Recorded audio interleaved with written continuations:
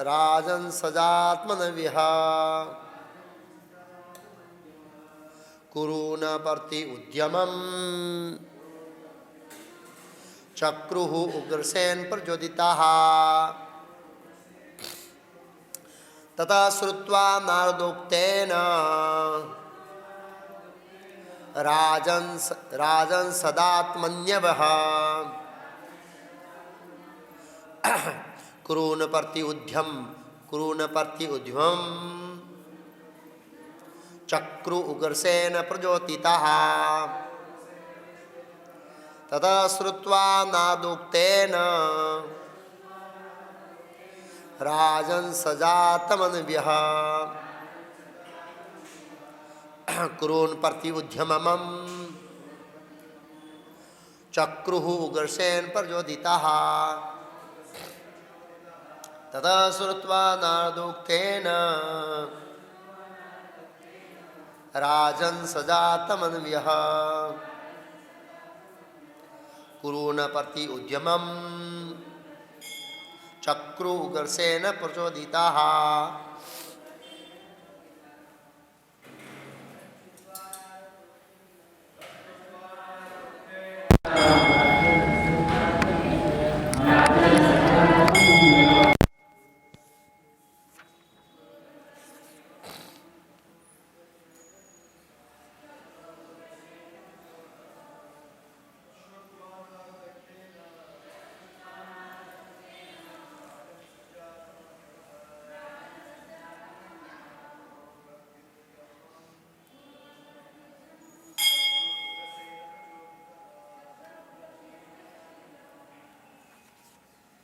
माताएं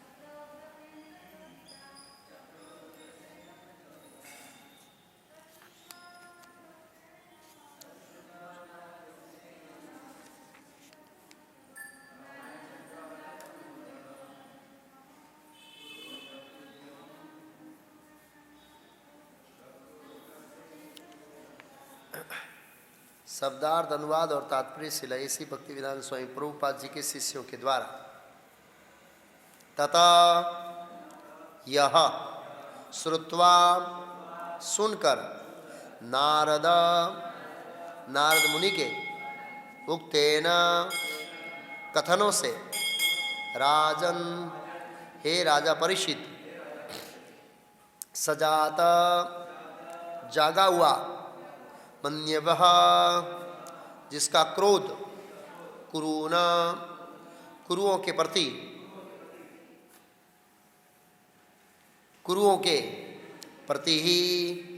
प्रति उद्यमम युद्ध की तैयारियां चक्रु की उग्रसेन द्वारा प्रचोदितः प्रेरित। अनुवाद हे राजन, जब यादवों ने श्री नारद से ये समाचार सुना तो वे क्रुद्ध हो उठे। राजा उग्रसेन द्वारा प्रेरित किए जाने पर उन्होंने कुरुओं के विरुद्ध युद्ध की तैयारियां कर ली। तात्पर्य शिला प्रभुपाद लिखते हैं मैंने कृष्ण बुक में, महर्षि नारद ने तुरंत यदुवंश को जानकारी दी कि साम बंदी बना लिया गया है। उन्होंने यदुवंशियों को सारी कथा का सुनाई। साम को 6 योद्धाओं द्वारा अनुचित रीति से बंदी बनाए जाने पर यदुवंशी अत्यधिक क्रोध उठे। अतएव यदुवंश के प्रधान राजा उग्रसेन से अनुमति प्राप्त करके वे कुरुवंश की राजधानी पर आक्रमण करने को तत्पर हो गए। ओम ज्ञानतिमिरान्धस्य ज्ञानाञ्जन शलाकया चक्षुरुन्मीलितं येन तस्मै श्री गुरुवे नमः। नमो ओम विष्णुपादाय कृष्णकृष्णाय भूतले श्रीमते भक्तिवेदांत स्वामी नीति नामिने नमस्ते सारस्वती देवे गौरवाणी प्रचारणे निर्विशेष शून्यवादी पाश्चात अदेस्तानि रे श्रीकृष्ण चैतन्य प्रभु नित्यानंद श्री अद्वैत गदाधर शिवासादि गौर भक्तविंद। हरे कृष्णा कृष्ण कृष्ण हरे हरे, हरे राम राम राम हरे हरे। तो ये 68वां अध्याय शाम के विवाह का वर्णन करता है। किसी के मन में प्रश्न हो सकता है कि श्रीमद् भागवतम तो वैराग्य विद्या का ग्रंथ है, श्रीमद् भागवतम पढ़ने से जीव के हृदय में भौतिक जगत के प्रति वैराग्य उत्पन्न होता है और आध्यात्मिक जीवन के प्रति आसक्ति उत्पन्न होती है। तो श्रेय और प्रेय, एक प्रवृत्ति मार्ग और एक निवृत्ति मार्ग। श्रीमद् भागवतम निवृत्ति मार्ग का ग्रंथ है। तो किसी के मन में प्रश्न हो सकता है कि ये जो विवाहों का वर्णन, जैसे देवहूति माता का विवाह, शाम का विवाह, बहुत सारे और कई सारे विवाहों का वर्णन आया है, जैसे तो क्यों आया है?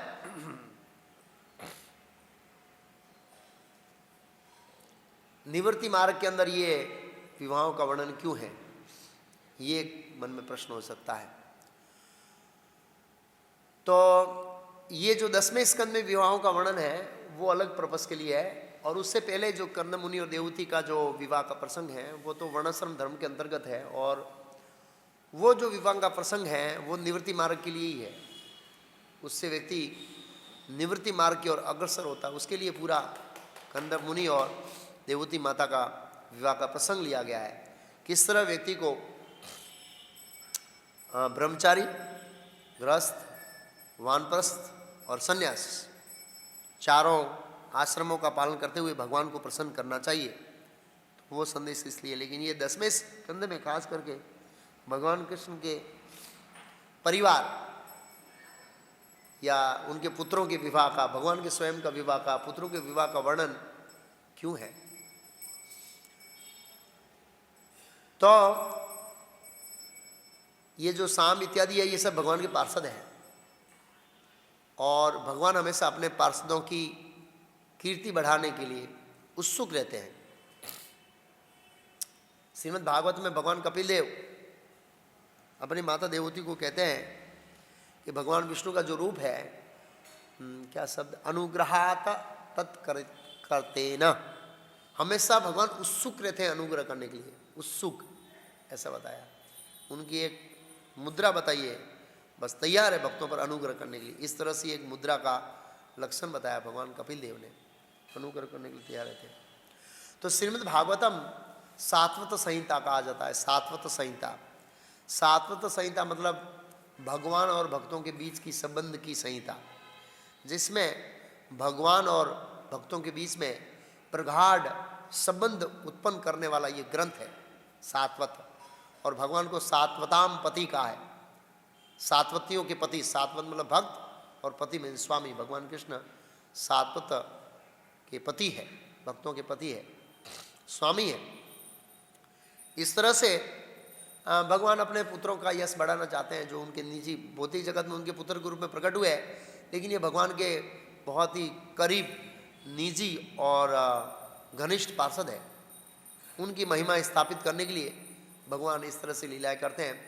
और याद रखना चाहिए भगवान और इवन शुद्ध भक्तों का जो विवाह का प्रसंग है वो भी कृष्ण भक्ति में आगे बढ़ाने वाला विषय है, वो भौतिक विषय नहीं है। इस तरह से भगवान के जो पार्षद होते हैं वो भगवान की इच्छाओं के अनुसार इस भौतिक जगत में कार्य करते हैं, इसलिए उनके विवाह प्रसंग से भी कई सारी शिक्षाएं हैं।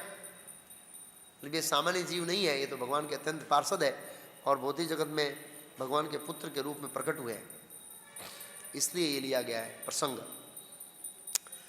तो पहले श्लोक में बताया कि सुखदेव गोस्वामी ने कहा, सुकुवाच दुर्योधन सुताम राजन लक्ष्मणाम सिमिंत जय।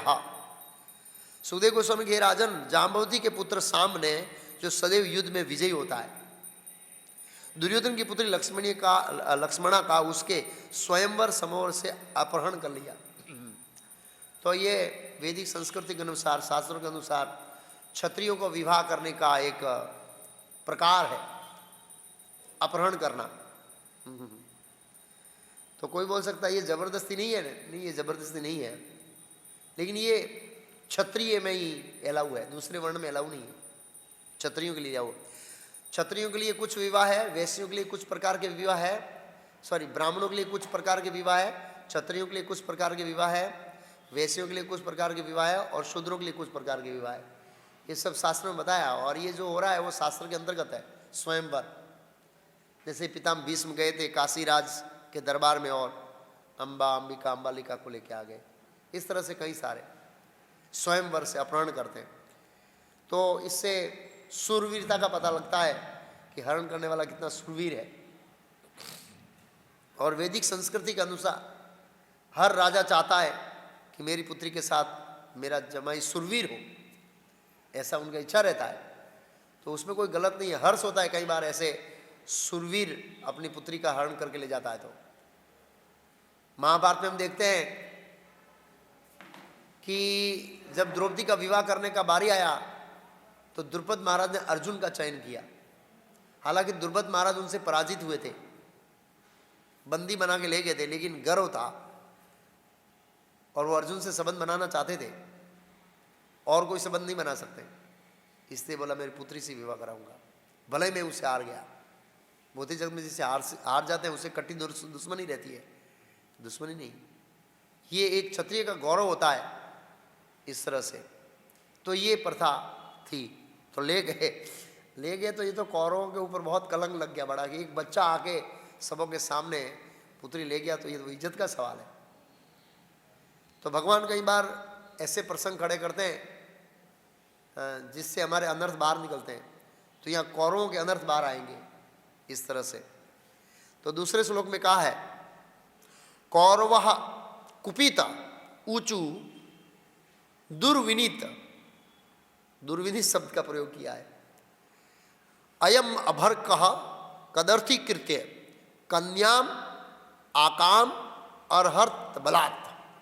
कुरुओं ने कहा, जब वो हरण करके ले गया तो कुरुओं ने कहा दुर्विनीत मतलब खराब आचरण करने वाला। ये खराब आचरण नहीं है, ये तो क्षत्रियों का वो है, धर्म है। इस तरह से अपने शूरवीरता को प्रदर्शित करके कन्याओं का हरण करना ऐसे। और कन्या भी बड़ी प्रसन्नता से उसके साथ विवाह करती है इस तरह से। अयम अभर्क बालक कदर्थी कृत्य, अपमानित करके, मतलब स्वाभाविक रूप से एक दृष्टिकोण से तो अपमान था उनका, कौरवों का। इतने बड़े शक्तिशाली लोग बैठे, फिर वो ले गया इस वजह से। कन्या को उसकी इच्छा के विरुद्ध बलपूर्वक हरकर हमारा अपमान किया इसने। देखो इसका मनोभाव प्रकट होता है यहाँ पर। कौरव आगे कहते हैं श्लोक संख्या 3 में बंदनीम इयम दुर्विनीतम किम करिष्यति वृष्णय वे अस्मन् प्रमाद उपचिनाम दताम न भुजते महिम। अब कौरवों का अनर्थ बाहर आ रहा है। जब व्यक्ति कुछ बोलता है ना तो बोलने के साथ उसकी मेंटालिटी जो हृदय में होती है ना बाहर आ जाती है। तो कौरव जो बोल रहे हैं ना भाषा, उससे पता लगता है उसकी मानसिकता क्या है, अंदर क्या है, वृष्णियों के प्रति उनका भाव क्या है। तो कहते हैं बुरे आचरण करने वाले इस शाम को बद्धी मना लो, आखिर विष्णु जन हमारा क्या कर लेंगे। मतलब ये उनका मनोभाव है, क्या कर लेंगे वो। क्यों क्या कर लेंगे? क्योंकि हम बहुत शक्तिशाली हैं। आगे दिखाएं, आगे बताएंगे वो लोग। वे हमारी ही कृपा से हमारे द्वारा प्रदत्त पृथ्वी पर शासन कर रहे हैं। अब तो हद हो गई। मतलब जो कृष्ण भगवान द्वारका में रह रहे हैं वो हमारी कृपा है कि हमारे ऊपर आश्रित होकर वो राज्य कर रहे हैं। अरे भाई तुम लोग कृष्ण की कृपा से राज्य करो, ये सोचो। मतलब यहाँ पर अनर्थ बाहर आया। क्या बाहर आया? अंदर जो मानसिकता थी ना, व्यक्ति बोलता है उसे उसकी मानसिकता बाहर आ जाती है। तो यहाँ पर कौरवों का अनर्थ है, वो ये समझ रहे हैं कि ये पूरे यदुवंशी है, विष्णुवंशी है, ये सब। क्योंकि वास्तव में देखा जाए तो चक्रवर्ती सम्राट का पद तो कुरुओं के पास था, बात सही है। लेकिन उन्हें ये नहीं सोचना चाहिए कि कृष्ण का परिवार और कृष्ण के संबंधी, कृष्ण के पार्षद, ये हमारी कृपा पर निर्भर है, ये नहीं सोचना चाहिए। ये कौरवों ने भूल कर दी सोचकर। अब इस अनर्थ का उनको दंड भुगतना पड़ेगा। बलराम जी दंड देंगे इनको, कृष्ण नहीं देंगे ऐसे। तो बुरे आचरण करने वाला शाम को बंदी बना लो, आखिर विष्णु जन हमारा क्या कर लेंगे। क्या कर लेंगे मतलब वो हमारे अंडर में है, ऐसा वर्णन है कि जब राजसु यज्ञ कर रहे थे तो कौन गया था, चारों भाई में से एक गया था द्वारका में टैक्स लेने के लिए। तो उन्होंने युधिष्ठिर महाराज का आधिपत्य स्वीकार किया द्वारका वासियों ने, और बड़े प्रेम से उनको क्या दिया, टैक्स दिया, स्वीकार किया। तो इस तरह से भगवान अपने भक्तों का आधिपत्य स्वीकार करते हैं, लेकिन घमंडी लोगों का आधिपत्य स्वीकार नहीं करते भगवान। लेकिन कौरव जो है वो घमंड से प्रभावित थे, इसे बोले क्या कर लेंगे, वे हमारी कृपा से हमारे द्वारा प्रदत्त पृथ्वी पर शासन कर रहे हैं। बोला हमने उनको राज्य दिया है और हमारी कृपा के ऊपर जी रहे हैं, वो हमारा क्या कर लेंगे, वो तो हमारे अंडर में। इस तरह से आगे कहते हैं निगृहीतम सुतम श्रुत्वा यदि एष्यति इह वृष्णया भग्न दरिया समम यान्ति प्राणा एव सुसंयता। यदि विष्णु लोग ये सुनकर कि उनका पुत्र पकड़ा गया यहाँ आते तो हम उनके घमंड को तोड़ डालेंगे। तो याद रखना चाहिए भगवान के जो भक्त हैं शुद्ध वो कभी घमंडी नहीं होते हैं। इधर से घमंड का प्रस्ताव आ रहा है, उधर तो सब भगवान के सेवक है, बिना काम का वो लोग घमंड नहीं करेंगे। तो बोले हम घमंड को तोड़ देंगे। इस प्रकार से वे उस तरह दमित हो जाएंगे जिस तरह कठोर नियंत्रण के अंतर्गत शारीरिक इंद्रियां दमित की जाती है। तो यहाँ पर एग्जाम्पल देते हैं, भग्न दर्पा समय यान्ति प्राणा सुसंयता। इंद्रियों का उदाहरण दिया है। कौरव सब ज्ञानी थे, इसलिए बोल रहे हैं कि इंद्रियों को दमन करने के लिए कठोर अनुशासन चाहिए। क्या चाहिए, कठोर अनुशासन। और कठोर अनुशासन होता है तो इंद्रिय दमन होती है। बात सही है। ममे वासो जीवलोके जीवभूत सनातन मनः षष्ठानि इंद्रियाणि प्रकृति स्थानी कर्चति। इंद्रिय बहुत शक्तिशाली है, भगवद गीता में बताया। जिस तरह नौका को वायु बहा के ले जाती है, इस तरह सभी इंद्रियों को मन खींच लेता है। क्या करता है, खींच लेता है। इसलिए विद्वान व्यक्ति को मन के ऊपर भरोसा नहीं करना चाहिए, ऐसा कहा है शास्त्रों में। इसलिए से तो इंद्रियों को, ये इंद्रियां हैं, यही हमारे भौतिक जगत में बंधन का कारण है। और इंद्रियों का जो बॉस है मन षष्ठानि इंद्रियाणि प्रकृति स्थानी कर्चति। मन को छठी इंद्रिय कहा है क्योंकि 6 इंद्रियों का भोग मन करता है। तो मन के मार्गदर्शन में मन की इच्छाओं की पूर्ति करने के लिए इंद्रियां बहुत सारे विषयों का भोग चाहती है, और इस भोग वृत्ति को बढ़ाने के कारण हम इस संसार में बार बार जन्म लेना पड़ता है, भौतिक इच्छाओं के कारण। तो इंद्रियों को वश में करना बहुत जरूरी है। बिना इंद्रियों के वश में की आध्यात्मिक प्रगति नहीं हो सकती। एक ही समय में 2 नौका पर पांव नहीं रख सकते हैं हम। इंद्रिय भोग और आध्यात्मिक जीवन साथ में नहीं चल सकता। तो इंद्रियों को वश में करने का यहाँ एग्जाम्पल दिया है कठोर अनुशासन। इंद्रियों को कठोर अनुशासन में रखना पड़ेगा। अगर हम फ्रीली उसको खाने के लिए, फ्रीली देखने के लिए, फ्रीली सुनने के लिए सब छोड़ देंगे तो इंद्रियां अनुशासन में नहीं रहेगी। और इंद्रियों में सर्वाधिक है जीवा। सबको चटाकेदार चाहिए। शरीरा विद्या जाय जड़ेन्द्रियता का जीवे पहले विशेष आ गए तार मध्य जीवाते दुबो महेश्वर मथे। सभी इंद्रियों में, हे प्रभु ये जीव बहुत खतरनाक है, इसको कंट्रोल करना बहुत खतरनाक है, जिसकी हम कल्पना भी नहीं कर सकते। कई बार व्यक्ति को रोग होता है ये चीज खाना नहीं है, लेकिन क्या है, वेग बहुत होता है, पता है कि इस खाऊंगा तो मेरा नुकसान होगा, फिर भी खा लेता है। ऐसे कई एग्जाम्पल्स, बहुत सारे एग्जाम्पल्स। खा लेता विवश होकर, इंद्रियां, मन। इसलिए इसको कठोर अनुशासन के अंतर्गत रखना पड़ता है। इसलिए प्रभु आपने ये प्रसाद दिया, इस प्रसाद को ग्रहण करके मैं इस जीवा को शुद्धिकरण करता हूँ। इस तरह से हम महाप्रसाद लेने से पहले प्रार्थना करते हैं कि सभी इंद्रियों में जीव बलवान है, और जीव से ही सभी इंद्रियां हैं वो पुष्टवान बनती है। इसलिए मात्र, प्रभुपाद जी कहते हैं मात्र कृष्ण प्रसाद लेने का संकल्प करना चाहिए। मात्र कृष्ण प्रसाद, और कृष्ण प्रसाद में भी शरीर के अनुकूल और जितना जरूरी है उतना ही लेने का प्रयास करना चाहिए। नहीं तो ये इंद्रियां उत्तेजित होगी और हमको आध्यात्मिक स्तर से गिरा देगी। आगे कहते हैं फिर क्या हुआ, इंद्रियां दमित हो जाती है। यह कहकर तथा कुरुवंश के वेववर्ध सदस्य द्वारा अपनी योजना को स्वीकृति लेने पर कर्ण, सल, भूरी सर्वा, यज्ञ केतु, सुयोधन, सुयोधन मतलब दुर्योधन, सांब पर आक्रमण करने के लिए कूच कर गए। सांब, शिला विष्णु ठाकुर बताते हैं यहां पर जिन कुरुवध का उकेल है भीष्म है, मतलब निसंदेह राजा धृतराष्ट्र है, धृतराष्ट्र की अनुमति से भीष्म ने दिया। किसी को प्रश्न हो सकता है ये भीष्म तो भगवान के भक्त है तो ऐसा क्यों कर रहे हैं, तो भीष्मदेव तो भगवान की इच्छाओं के अनुसार चल रहे हैं, लेकिन उनके साथ जो कुरु है वो घमंडी है, उनका घमंड तोड़ने की पूरी योजना चल रही है भगवान की। याद रखिए ये प्रसंग हुआ था उस समय पांडव हस्तिनापुर में नहीं थे, पांडव कहां थे, इंद्रप्रस्थ में थे। ऐसा आगे आएगा, क्योंकि उद्धव जी जब आएंगे तो वहां पर युधिष्ठिर आदि मिलने का प्रसंग नहीं आया है, कौरवों से मिले, ऐसा नहीं लिखा युधिष्ठिर अर्जुन इत्यादि को मिले।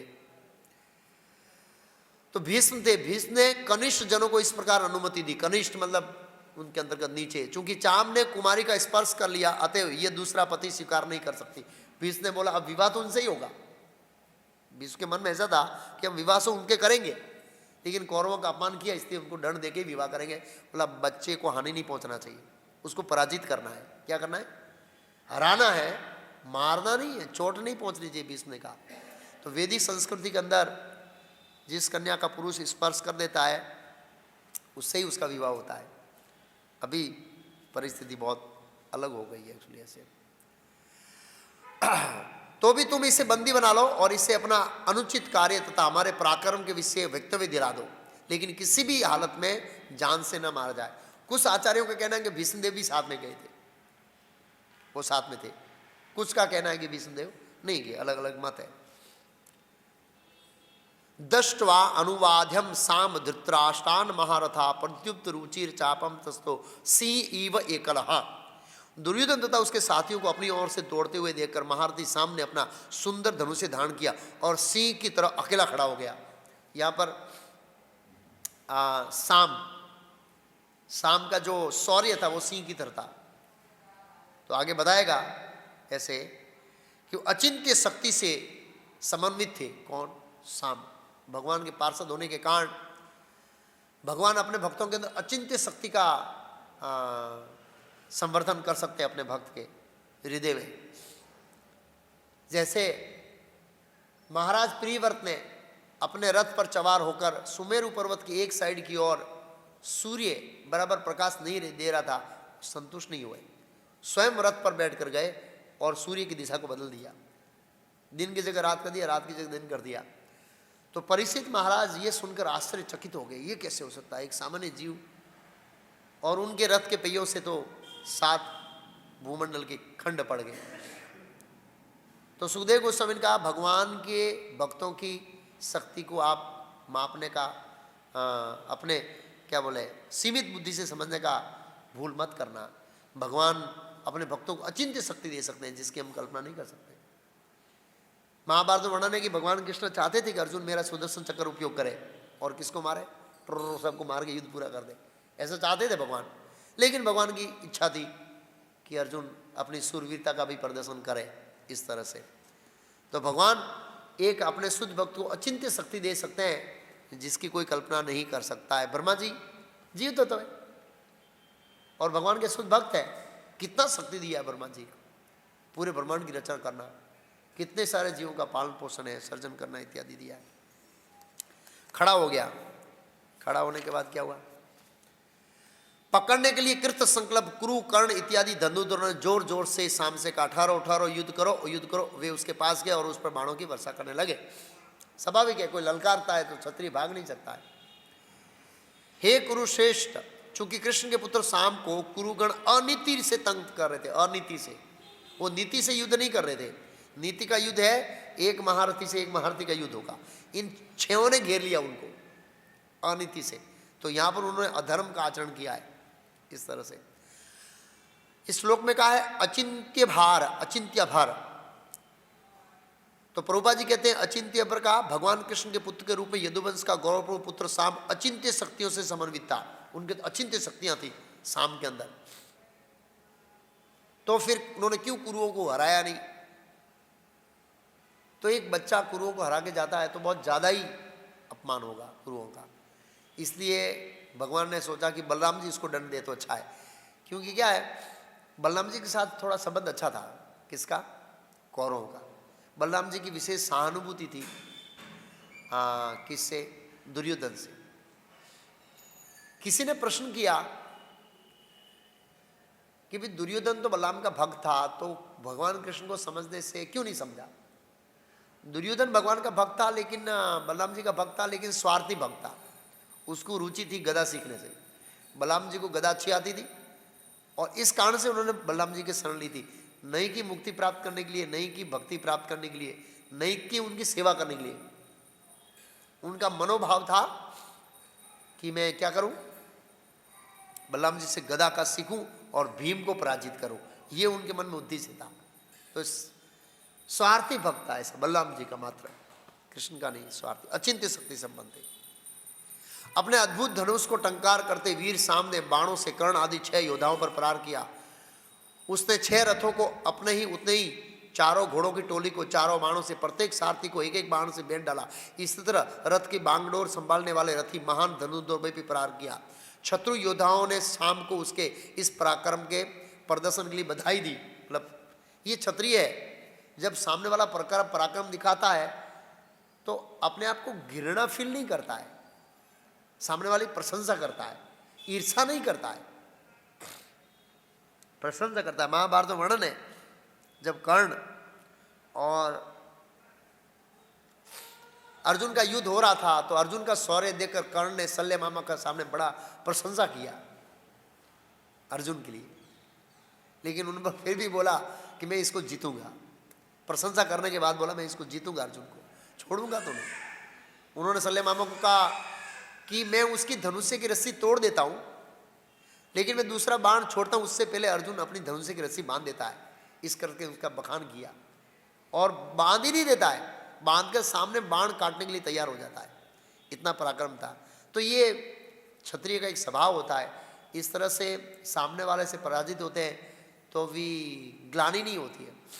श्रीमद् भागवतम के 8वें स्कंद में समुद्र मंथन की कथा में आता है, जब बलि महाराज पराजित हो गए असुर देवताओं से और बेहोश कोमा जैसी अवस्था में चले गए, लेकिन जब शुक्राचार्य ने उनको जिंदा किया तो उनकी हार पर उनको अफसोस नहीं हुआ, ग्लानि नहीं हुई। क्योंकि क्षत्रिय को ये सिखाया जाता है विजय और जय और पराजय है वो तो भगवान के हाथ में, ईश्वर के हाथ में है। तो उससे उन्होंने ग्लानि का उसमें लिखा है, बिल्कुल ग्लानि नहीं किया। ये एक बहुत महत्वपूर्ण स्वभाव है क्षत्रिय का। एक्चुअली ऐसे वीरतापूर्ण हारता है और वीरतापूर्ण लड़ता है और वीरतापूर्ण वीर गति को प्राप्त होता है। इस तरह से तो प्रभुपाद जी लिख रहे हैं इस श्लोक के तात्पर्य में कृष्ण बुक से, जब साम इस पर अकेले बड़े पराक्रम से 6 महान योद्धाओं से युद्ध कर रहा था, जिस तरह अभिमन्यु, तब इन योद्धाओं ने बालक साम की अचिंत्य शक्ति की सराहना की। मतलब अचिंत्य शक्ति थी। युद्ध के बीच में उन्होंने स्पष्ट स्वीकार कर लिया कि बालक अद्भुत है। युद्ध के बीच में स्वीकार कर लिया उन्होंने, हृदय से स्वीकार कर लिया, लेकिन बड़ों की आज्ञा इसलिए बंदी बना के जाना है, इसलिए स्वीकार कर लिया कि इसकी पराक्रम अद्भुत है। तो जिस तरह अभिमन्यु को 6 महारथियों ने घेर कर मारा, इस तरह यहाँ इन लोगों ने देखा कि अगर अकेले अकेले लड़ने जाएंगे तो ये कंट्रोल में नहीं आएगा, इसलिए उनको घेर लेते हैं। मारने की तो अनुमति थी नहीं, किंतु उन्होंने रथ से नीचे उतरने पर विवश कर दिया। ये 6 महारथी थे तो विवश कर दिया। उसके बाद उन्होंने 4 घोड़ों को मार दिया और एक ने उसके सारथी को मार डाला। इस तरह धनुष से तोड़ दिया, तोड़कर रथहीन किया और साम नीचे उतर गया। युद्ध के दौरान साम को रथहीन करके कुरु योद्धाओं ने बड़ी मुश्किल से उसे बांधा। मतलब बांधने में उसको मुश्किल हुई, बड़ी मुश्किल से बांधा। तब वे उस कुमार तथा अपनी कुमारी को लेकर विजय भाव से अपने नगर में प्रविष्ट हुए। विजय भाव से उनका एक विजय था। विजय हो क्या है हम लोग। हे राजन, जब यादवों ने श्री नारद से यह समाचार सुना तो वे क्रोध हो उठे। राजा उग्रसेन द्वारा प्रेरित किए जाने पर उन्होंने कुरुओं के बीच युद्ध की तैयारी कर ली। तो नारद जी ने बताया। प्रश्न होता है भगवान तो सर्वज्ञ है, भगवान कृष्ण तो सर्वज्ञ है, क्या उनको पता नहीं लगा शाम को बंदी बना लिया है? और वो बाणासुर की पुत्री उषा से जब, कौन था, प्रद्युम्न, अनिरुद्ध ने बाणासुर को बंदी बना लिया, तब भी नारद जी गए, अभी नारद जी गए, ऐसे कई जगह नारद जी जाते हैं। तो क्या भगवान को पता नहीं रहता है? भगवान को सब पता रहता है। लेकिन जब भक्त इस तरह से भगवान की सेवा करते हैं तो भगवान को आनंद आता है। नारद जी को कैसे पता लगा? नारद जी सर्वज्ञ, यस, कृष्ण की तरह नारद जी भी सर्वज्ञ है। श्रीमद् भागवतम के प्रथम स्कंद के 5वें अध्याय में जब वेद व्यास खिन्न अवस्था में बैठे थे तो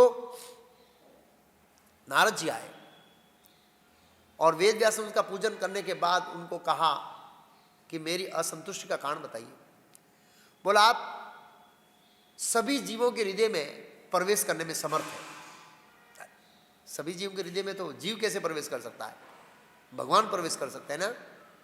ईश्वर सर्वभूतानां रिद्धि से अर्जुन तिष्ठति, जीव भी प्रवेश कर सकते हैं। उन्होंने कहा आप परम पुरुष भगवान कृष्ण की पूजा करने के कारण इतना सामर्थ्य रखते हैं कि सभी जीवों के हृदय की बात को जानने में समर्थ है। नारद जी, भगवान ने सामर्थ्य दिया है नारद जी को कि सभी जीवों के हृदय की आप बात जान सकते हैं। ये वेद व्यास ने बताया जो भगवान के अवतार है।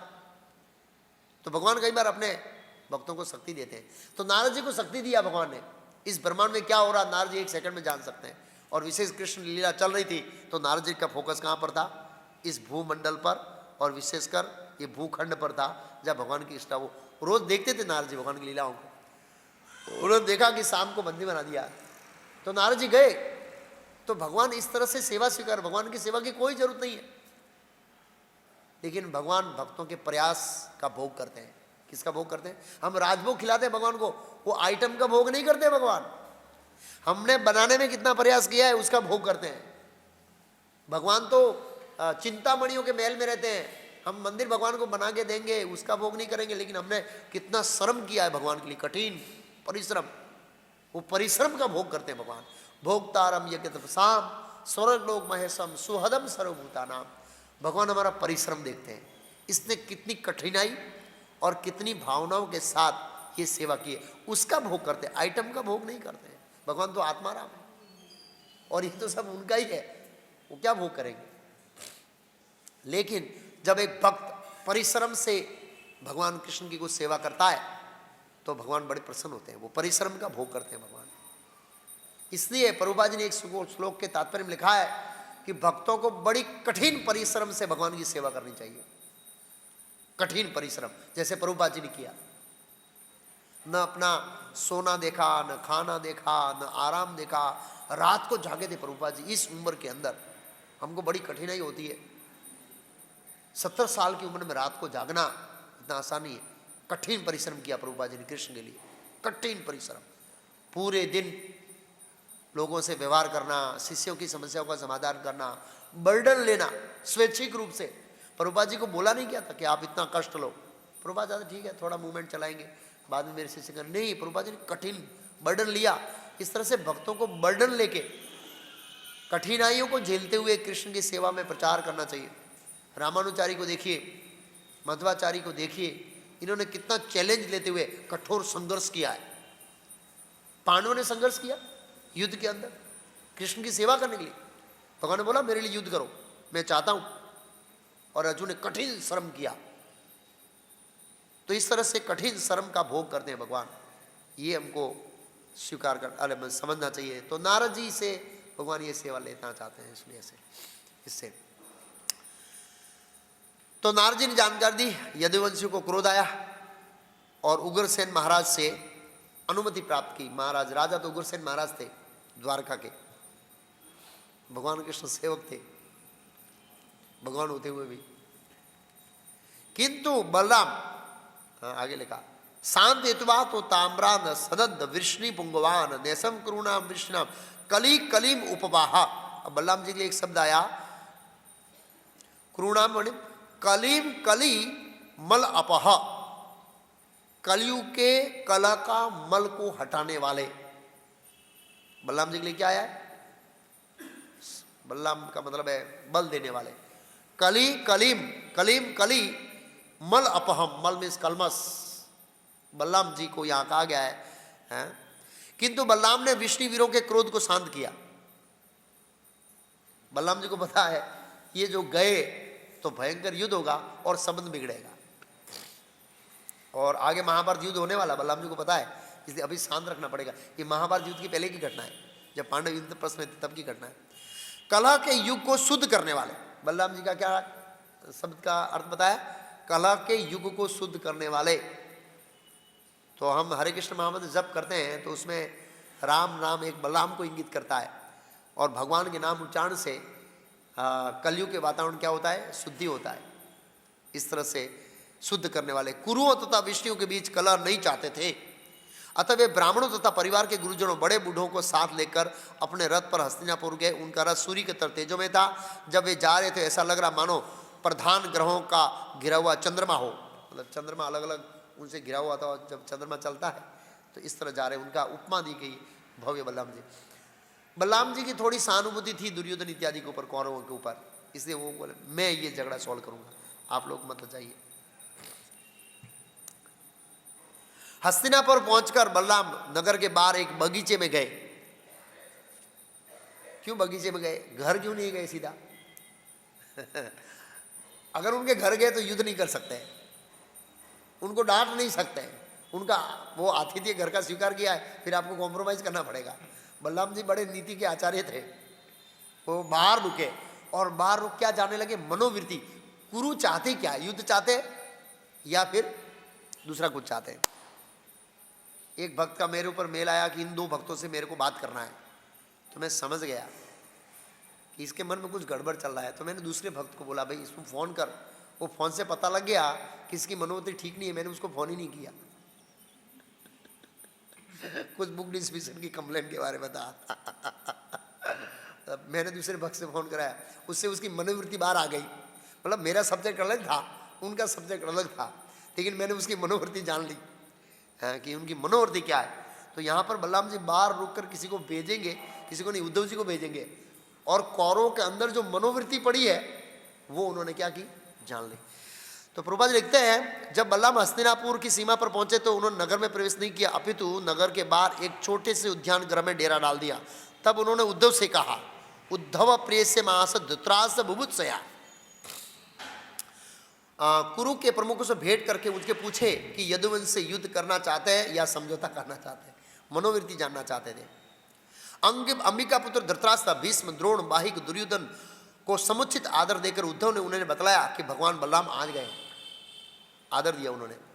तात्पर्य में विश्वनाथ ठाकुर लिखते हैं कि यहाँ पर उद्धव द्वारा युधिष्ठिर तथा उनके भाइयों को नमस्कार करने किए जाने का उल्लेख नहीं है, क्योंकि उन दिनों में पांडवजन इंद्रप्रस्थ में रहते थे, तब की घटना है। यह सुनकर कि उनके प्रियतम मित्र बलराम आ चुके हैं, मतलब दुर्योधन आदि के तो प्रियतम ऐसे मित्र जैसे थे, वे अत्यधिक प्रसन्न हुए। सर्वप्रथम उन्होंने उद्धव का आदर किया, तत्पश्चात वे अपने हाथों से शुभ भेंटें लेकर बलराम को मिलने गए। ये क्या बोले, कुरुवंशी बड़े हर्षित थे।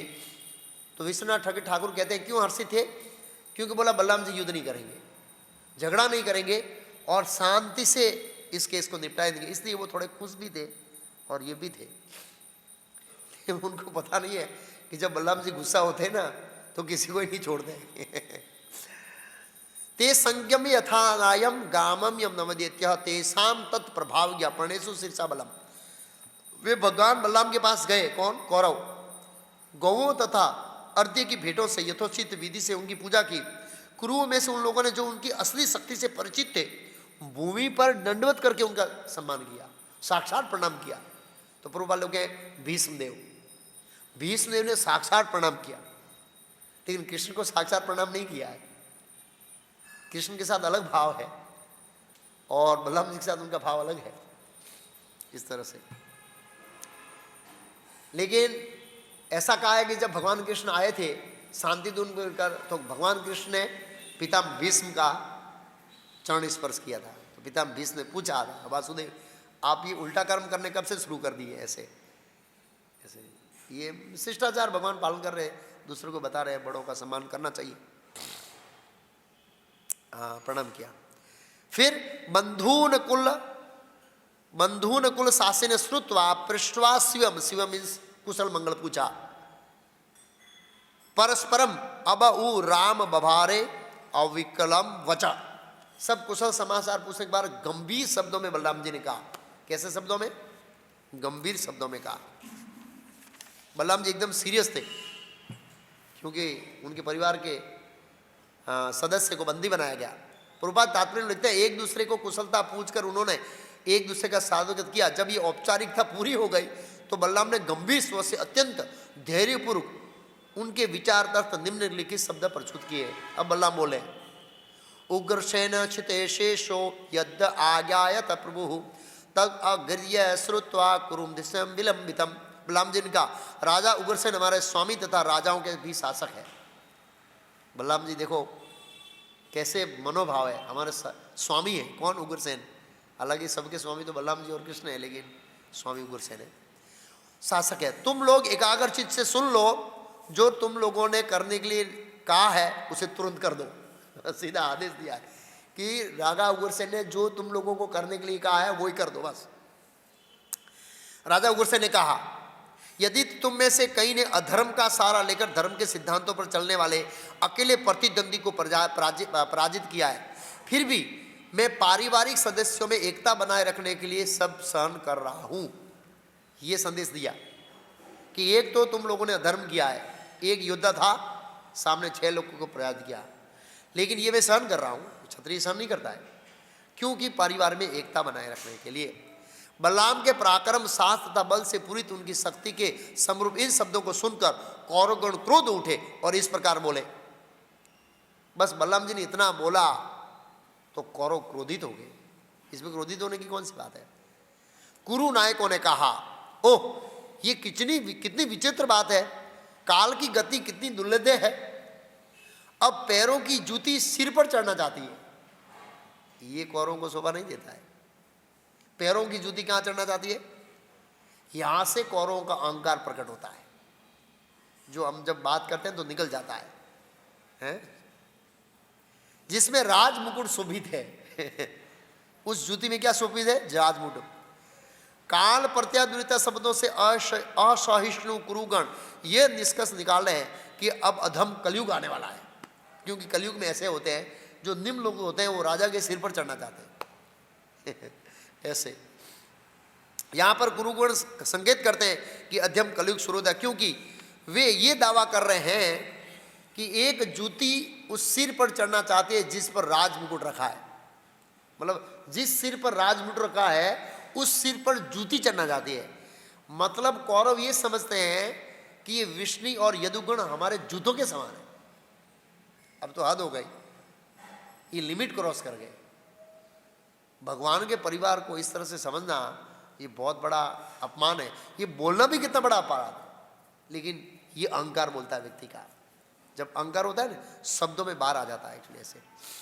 हाँ, उन्होंने सोचा कि अधम यदुगणी, क्या था? अधम राशि कुरुओं के ऊपर उठना चाहते हैं, मतलब ये हमसे ऊपर उठना चाहते हैं ऐसे। एते योने वसबदा सह संय आसन आसना वृष्णय तुल्या नाम नीता अस्मत दत्ता नृपासना। चूंकि ये विष्णुजन हमसे वैवाहिक संबंधों में बंधे, इसलिए हमने उन्हें अपनी संज्ञा, आसन, भोजन में बराबरी का पद दे रखा है। असल में तो हम ही ने उन्हें राजसी आसन प्रदान किया है। अब और लिमिट हो गई, चूंकि विष्णुजन हमसे वैवाहिक संबंधों से बंधे हैं, इसलिए हमने अपनी संज्ञा, मतलब सोने के, आसन, बैठना, भोजन में बराबरी का पद दिया। मतलब हम जब वो हमारे घर आते हैं तो हम बराबरी का भोजन कराते हैं, निम्न स्तर पर नहीं कराते हैं इस तरह। असल में तो ये हम ही ने उन्हें राजा बना के रखा है, क्योंकि चक्रवर्ती सम्राट के पद के ऊपर दूसरा पद निर्भर रहता है। हमने उसको राज दिया, जैसे दुर्योधन ने अंग देश का राजा दे दिया कर्ण को, इस तरह इनको हमने राज्य दिया है और हमारी राजगद्दी लेकर हमारे ऊपर चढ़ाई कर रहे हैं।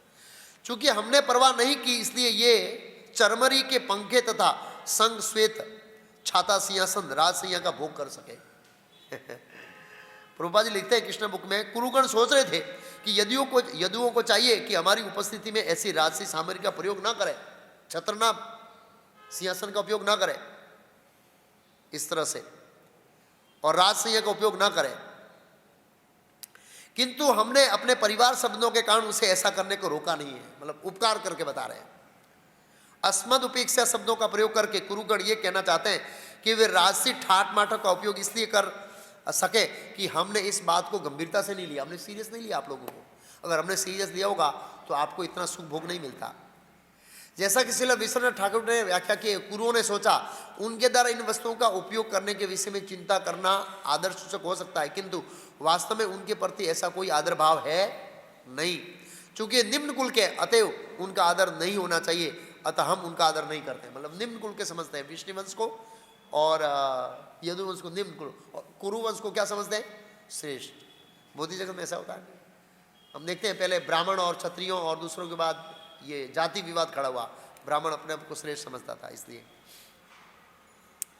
अब यदुओं को इससे आगे इन राजसी प्रतीकों को उपयोग न करने दिया जाए, क्योंकि अब वे प्रदान करने वाले के लिए कष्टप्रद बन रहे हैं। जिस तरह विषैले सर्पों को पिलाया गया दूध यादवगण हमारी कृपा से समृद्ध बनकर अब हमारी लाज शर्म खो चुके हैं, अतः हमें आदेश देने का दुस्साहस कर रहे हैं। मतलब आदेश दिया ना, इसलिए उनका क्रोध भड़क गया। अहंकार बड़ा जटिल, सूक्ष्म और बड़ा खतरनाक होता है, व्यक्ति को अपना पद भुला देता है। देखना तो चाहिए कि कौन आदेश दे रहा है। साक्षात भगवान के नाना श्री आदेश दे रहे, कृष्ण भगवान, वो उनका ही आदेश है, अंततः वो दे रहे हैं इसलिए, लेकिन नहीं सुन रहे हैं इसलिए। बहुत कटु वचन बोले यादव। भला इंद्र भी किसी वस्तु को हड़पने का दुस्साहस कैसे कर सकता है जिसे भीष्म, द्रोण, अर्जुन तथा अन्य गुरुजनों को उसने नहीं दिया हो? वह तो वैसा ही है जैसे मेमना सिंह के वध की मांगना करे। मतलब अब ये लोग कैसा बोले अभी कि भाई इंद्र भी हमारी अनुभूति बिना हड़पने का साहस नहीं कर सकता, तो ये यदुगण कैसे कर सकता है? कितनी ऊंची बात बोल रहे हैं और हंसा आ रहा है। जब व्यक्ति अहंकार में होता है ना तो इतना बोलता है ना जिसकी हम कल्पना नहीं कर सकते हैं। अहंकार व्यक्ति को कितना चढ़ा देता है। बस इतने बोल दिया। अब सुखदेव गोस्वामी कहते हैं, एक दो श्लोक लेंगे, बड़ा इंटरेस्टिंग है। मतलब श्री बादरायणी उवाच जन्म बंधु श्री श्रियाय उद्धव मंदान भर्तृषभ आश्रय स रामम दुर्वासम असभ्यापुरमासीनम।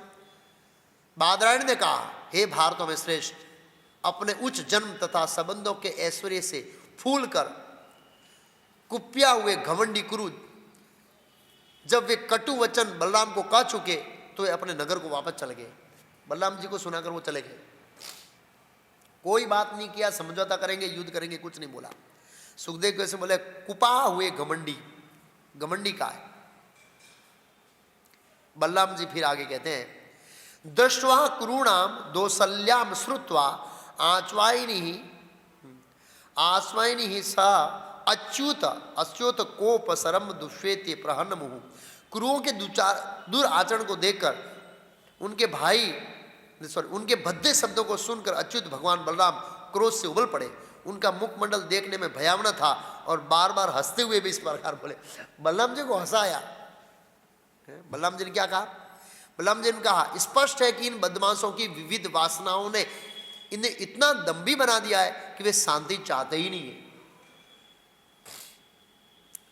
तो दंभी बनता है वासनाओं के कारण, भौतिक इच्छाओं के कारण व्यक्ति दंभी बनता है। ऐसा शांति, तब वो शांति नहीं चाहता है। तो फिर इन्हें शारीरिक दंड द्वारा समझाना बुझाना होगा। जिस तरह लाठी से पशुओं को क्या किया जाता है? सीधा किया जाता है। हाँ? बहुत अच्छे से श्लोक आएंगे। मतलब हम देख सकते हैं कि व्यक्ति का कहाँ तक लिया है हमने? श्लोक संख्या 32 तक लिया है। तात्पर्य तो काफी में है ही नहीं, आगे इसमें तात्पर्य है। एक श्लोक ले लेते हैं, एक दो श्लोक है, उसके बाद तात्पर्य आया तो वो श्लोक ले सकते। बलराम जी कहते हैं, ओह मैं धीरे धीरे ही इन क्रोध यजुजना कृष्ण को भी, जिन्हें क्रोध आ गया था, शांत कर सका। बलराम जी कहते मैं उनको शांत करके आया हूं, आपको समझाने आया हूं, आप समझ नहीं रहे। मैं इन कौरवों के लिए शांति को कामना करते हुए यहां आया था, किंतु ये इतने मूर्ख है, स्वभाव से कलह प्रिय तथा दुष्ट है कि इन्होंने बार बार मेरा अनादर किया है। दम्भ के कारण उन्होंने मुझे कटु वचन कहते हुए दुस्साहस किया है। आप सोचिए, ये कटु वचन कह रहे तो किसको कह रहे? एक सामान्य व्यक्ति को नहीं कह रहे, एक भक्त को नहीं कह रहे, स्वयं भगवान को कह रहे कटु वचन। कितना कटु वचन। और बलराम जी ने शुभ चाप छान लिया वहां पर। बलराम जी चाहते तो रोम हर्षण की तरह खाली एक तड़का लेते और ऐसे करते तो सब गुरु वहीं सो जाते। बलराम जी ने ऐसा नहीं किया। ऐसे बलराम जी कहते न उग्रसेन किल विभु भोज वशनी अंधक ईश्वर शक्र आदेह लोकपाला यस्य आदेश अनुवर्तितना। अब महिमा बता रहे हैं उग्रसेन की महिमा। क्या भोजो विश्ववंश तथा अंधकों के स्वामी राजा उग्रसेन आदेश देने योग्य नहीं है? जबकि इंद्र तथा अन्य लोकपाल उनके आदेशों का पालन करते हैं। उग्रसेन महाराज की आज्ञा का पालन कौन करते हैं? देवराज इत्यादि लोकपाल। इतने महान है उग्रसेन। क्यों? क्योंकि स्वयं भगवान कृष्ण ने उनका आधिपत्य भक्ति भाव के कारण ग्रहण कर रखा है। स्वयं भगवान उनकी आज्ञा पालने के लिए तत्पर है। उद्धव जी जब विदुर जी को मिलते हैं हरिद्वार के अंदर, तब कृष्ण की नम्रता के बारे में वर्णन करते हैं और रोते हैं कि क्या कहा जाए भगवान कृष्ण के बारे में। जब मैं कृष्ण के ये शब्दों को सुनता हूं कि महाराज उग्रसेन मैं आपका सेवक हूं, हमें आज्ञा दीजिए, तो मैं उनसे पद से परिचित हूं। वो उनके पद से परिचित थे। बोला भगवान इतने महान है, उनकी नम्रता सुनकर मेरी ऐसे छाती फट जाती है। इस तरह से वो उद्धव जी रो रहे थे कि भगवान ने कृष्ण ने कितनी नम्रता व्यक्त की ऐसे। तो ऐसे महान व्यक्ति का भगवान ने भक्ति भाव के कारण आश्रय ग्रहण कर रखा है। इसलिए देवराज इंद्र आदि लोकपाल भी उनके आदेश को ग्रहण करने के लिए उत्सुक रहते हैं, और ये मूर्ख लोग हैं, ये उत्सुक नहीं है। इसलिए इनको दंड देना पड़ेगा। अगले श्लोक में तात्पर्य है तो मैं इसको छोड़ देता हूँ। लेकिन अच्छा मैसेज है किस तरह से व्यक्ति को अहंकार अंधा बना देता है कि बलराम जी जैसे व्यक्ति को भी कटु वचन बोलने का साहस कर लेता है। इतनी पराकाष्ठा आ जाती है व्यक्ति के अंदर एक्चुअली ऐसे। हालांकि वो उनके सुपिचक थे, प्रियतम थे। क्षत्रिय धर्म प्रभुपाद जी बोले बड़ा कठोर होता है, क्षत्रिय धर्म बड़ा कठोर होता है। चैलेंजेस आती है तो फिर बहुत, और कटु वचनों में बहुत आगे चला जाता है व्यक्ति, कुछ नहीं सोचता है। हरे कृष्ण। श्रीमद् भागवतम की जय, शिला प्रभुपाद की जय, निताय गौर प्रेमानंदे।